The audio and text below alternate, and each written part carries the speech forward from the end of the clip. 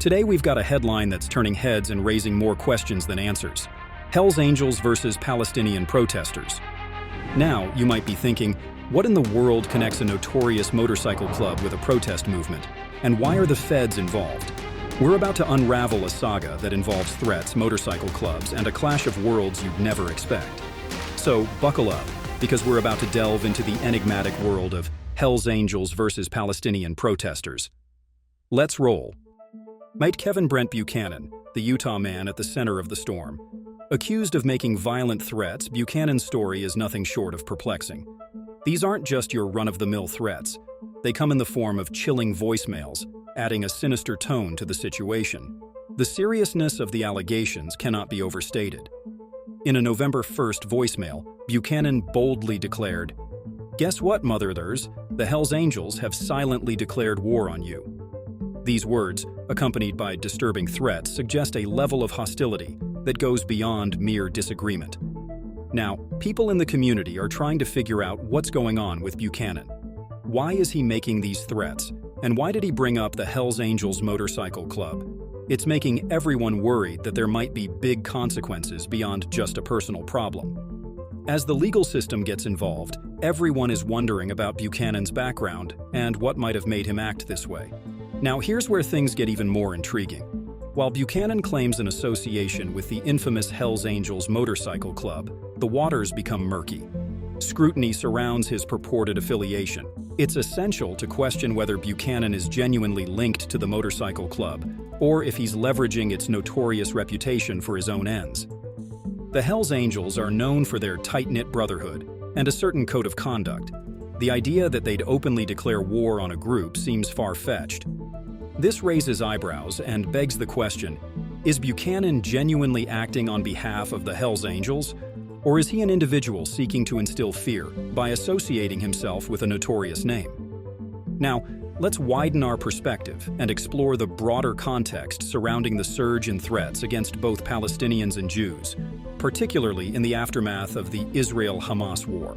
The Israel-Hamas conflict has historically been a deeply rooted and sensitive issue, evoking strong emotions and tensions. The recent escalation of hostilities has unfortunately given rise to an increase in threats targeting both Palestinian and Jewish communities. This surge in threats signifies a distressing trend where geopolitical conflicts spill over into the lives of innocent civilians, exacerbating an already volatile situation.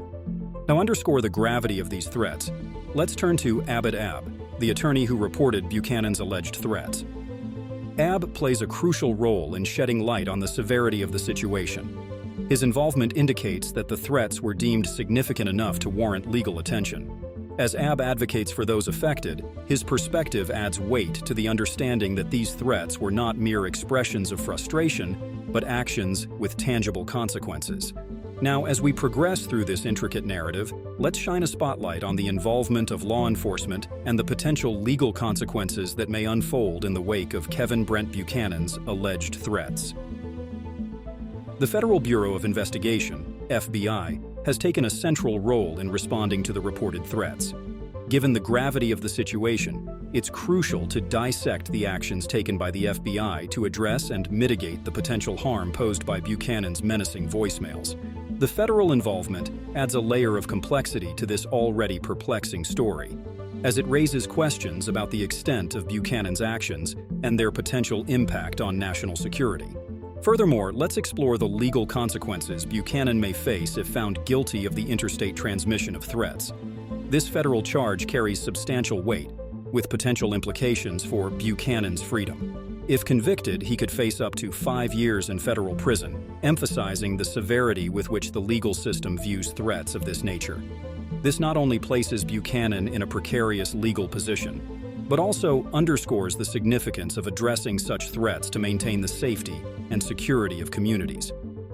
To provide additional context, let's turn to Seamus Hughes, a recognized expert in domestic terrorism and a research faculty member at the University of Nebraska. Hughes sheds light on the recent trend of communicating a threat charges, emphasizing its unprecedented nature. In the past month alone, the Department of Justice has brought forward more than 24 criminal cases related to communicating threats, showcasing a concerning uptick in such incidents.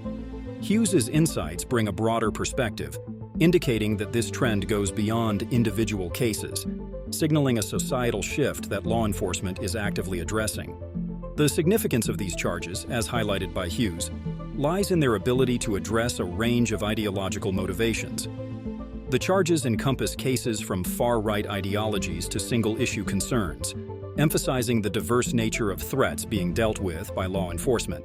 In a society where individuals from all corners of the country readily resort to threats via phone calls, tweets, or other means, the ease with which people express harm towards others they may not even know is a disturbing reality.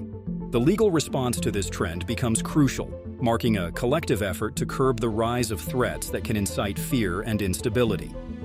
As we navigate through the legal dimensions of this story, it becomes apparent that the consequences for Buchanan extend beyond the immediate legal ramifications.